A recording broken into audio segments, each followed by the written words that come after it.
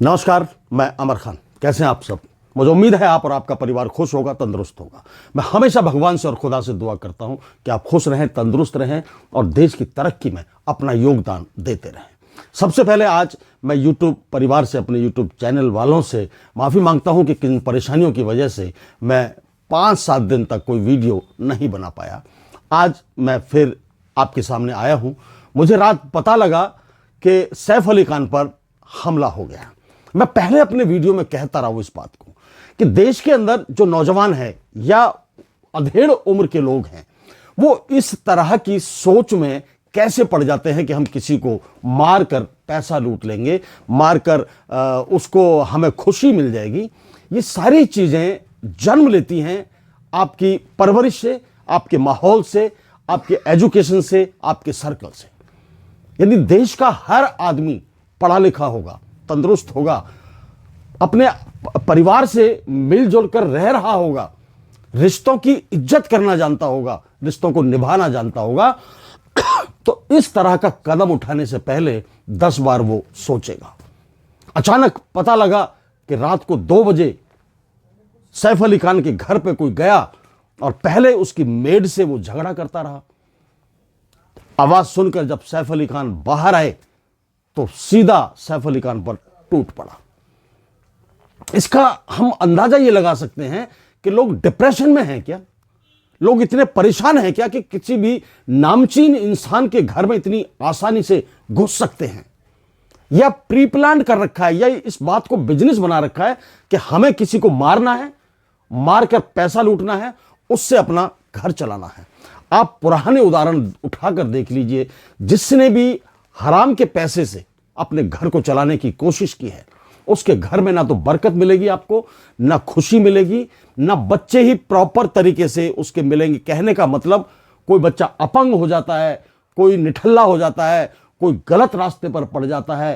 ये जो गलत लोग हैं, इन्हीं चीजों का नतीजा है कि उनके माँ बाप उनको हलाल की कमाई से, ईमानदारी की कमाई से, मेहनत की कमाई से पाल पोस कर बड़ा नहीं करते हैं।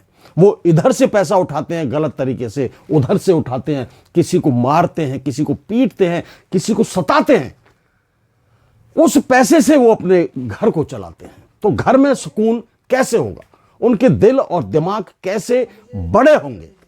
मैं बार बार इस बात को कहता हूं कि हमारे देश के अंदर जो जनरेशन है उसको शिक्षित होना चाहिए। शिक्षा के साथ साथ उनको जो संस्कार हैं, हमारे परिवार को चलाने के जो संस्कार माने जाते हैं, सनातन धर्म में जो संस्कार हैं, इस्लाम धर्म में जो संस्कार हैं, ईसाई धर्म में जो संस्कार हैं, या बौद्ध धर्म में, जैन धर्म में, जिस भी धर्म के आप संस्कार उठाकर देखोगे, वो संस्कार कभी आपको गलत रास्ते पर जाने के लिए प्रेरित नहीं करेंगे। फिर हमारे लोग गलत रास्ते पर क्यों जा रहे हैं? विदेशों में, जब मैं विदेशों की बात करता हूं, तो वहां की सरकारों ने शिक्षा का जिम्मा अपने ऊपर लिया हुआ है। शिक्षा वो खुद, क्योंकि उनको पता है, वो जानते हैं कि यदि शिक्षित इंसान होगा, देश का हर नागरिक शिक्षित होगा, तो देश की तरक्की में उसका योगदान जरूर मिलेगा।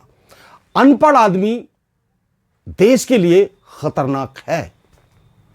शिक्षा आदमी के दिमाग को खोलती है, बड़ा बनाती है, सर्कल बड़ा बनाती है, सोचने पर मजबूर करती है कि आप बड़ा सोचिए, दूसरों के लिए आप खड्डा मत खोदिए, खुद अपनी लकीर बनाइए। वो किसी को मारकर अपना घर नहीं चलाने देते, किसी को धन लूटकर अपना घर नहीं चलाने देते। विदेशों में आप चले जाइए, विदेशों में ये चीजें नहीं मिलेंगी आपको। 1-2% तो खैर कहीं भी कह सकते हैं, लेकिन इस तरह की चीजें नहीं है। सैफ अली खान इतनी बड़ी शख्सियत है, नवाबी खानदान से ताल्लुक रखते हैं। मैं औरों के बारे में तो नहीं कह रहा, कुछ खान जो और भी खान है जो उल्टा सीधा बोलते रहते हैं, लेकिन सैफ अली खान के मुंह से आज तक कोई ऐसा शब्द नहीं निकला जो कंट्रोवर्सी जिसने पैदा की हो। मैं आपको बताता हूं, तकरीबन ये 15 से 20 साल पहले की बात है। गुड़गांव के अंदर सैफ अली खान को किसी ने थप्पड़ मार दिया था। उस वक्त बड़ी पावर थे, उस वक्त भी बड़ी पावर थे सैफ अली खान। सरे बाजार सैफ अली खान को थप्पड़ मारा था, लेकिन सैफ अली खान ने उस बात को जरा भी नहीं उछाला, वहां से माफी मांगी और सीधा अपने घर चले गए। चाहते तो पुलिस में रिपोर्ट कराते और उस आदमी को सख्त से सख्त सजा दिलवाते, लेकिन इस आदमी ने ऐसा नहीं किया। ऐसे आदमी के ऊपर भी चाकुओं से यदि हमला होता है तो समाज को और सोसाइटी को सोचने की बात है, सोचना पड़ेगा कि कोई आदमी सुरक्षित नहीं है। इतना बड़ा आदमी उसके घर में घुसकर रात के 2-2:30 बजे घर में घुसकर हमला कर देता है, चाकू मार देता है। वो तो शुक्र है कि करीना कपूर घर आ चुकी थी, वो उनको हॉस्पिटल लेकर गई और हॉस्पिटल में अभी वो अच्छी ठीक ठाक हालत में है, मतलब ठीक नहीं कह सकते लेकिन खतरे से बाहर बताए जाते हैं। कहने का मतलब हमारे देश के अंदर ये कुंठित जो मानसिकता है वो दूर करने का काम सरकार का है। मैं सरकार से बार बार इस बात को कहता हूं कि सरकार को ऐसे लोगों तक शिक्षा पहुंचानी चाहिए, माहौल पहुंचाना चाहिए, जो धर्म की परंपराएं हैं, जो इंसानियत के पाठ हैं, वो पढ़ाने चाहिए। इस तरह से तो कोई भी आदमी अपनी जान हथेली पर रखेगा कि मैं तो मर ही रहा हूं। होता क्या है कि उनके पास घर चलाने के लिए पैसा नहीं है, रोजगार नहीं है, काम धंधे नहीं है, बच्चे तो पैसा मांगेंगे, बच्चे तो फीस मांगेंगे, कोई बीमार हो जाएगा उसका आपको इलाज भी कराना पड़ेगा। तो इस चीज से तंग आकर वो सोचते हैं कि चलो मैं तो मर ही रहा हूं, मर भी गया तो कोई फर्क नहीं पड़ता, बच्चे बाद में अपने आप जो होगा देखा जाएगा। वो किसी ऐसे आदमी को टारगेट करते हैं जिसके पास पैसा है और ऐसा कदम उठा लेते हैं। वही चीज का नतीजा है कि सैफ अली खान के ऊपर हमला हुआ है और हमला करने वाला कोई कुंठित मानसिकता का आदमी होगा, गरीब परिवार का होगा, या हो सकता है कि जो गैंगस्टर हैं उनका हाथ भी इसके सर पर हो सकता है, क्योंकि गैंगस्टर जो है दुनिया का सबसे बड़ा गंदा खून है। गैंगस्टर बैठे बैठे हुक्म चलाते हैं कि उसको मार दीजिए, उनको पता नहीं होता कि इसके बाद, मरने के बाद इसके बच्चों का क्या होगा, इसके परिवार का क्या होगा, इसकी फैमिली का क्या होगा।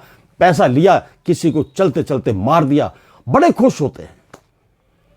अरे ये कौन से जो भक्ति वाली किताब है, कौन सी रामायण में लिखा है, कौन से कुरान शरीफ में लिखा है, कौन सी बाइबल गीता में लिखा है इस तरह से? यार ये बहुत ही खतरनाक सीन हुआ है कल, जो सैफ अली खान पर हमला हुआ है, वो भी उसके घर में, और 2 घंटे पहले तक वहां बताया गया है कि कोई आदमी आया गया नहीं था।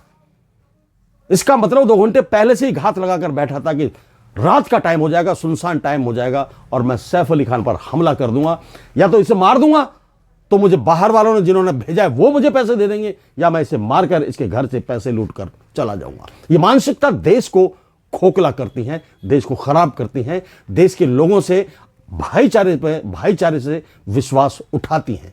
सरकार को इन चीजों को नियंत्रण करना पड़ेगा, लोगों की मानसिकता को सुधारने के लिए कैंप लगाने पड़ेंगे, संस्कार देने पड़ेंगे, शिक्षा देनी पड़ेगी, तब जाकर देश के अंदर एक, जिसे कह सकते हैं, सुगम माहौल बन पाएगा। जय हिंद, जय भारत, नमस्कार।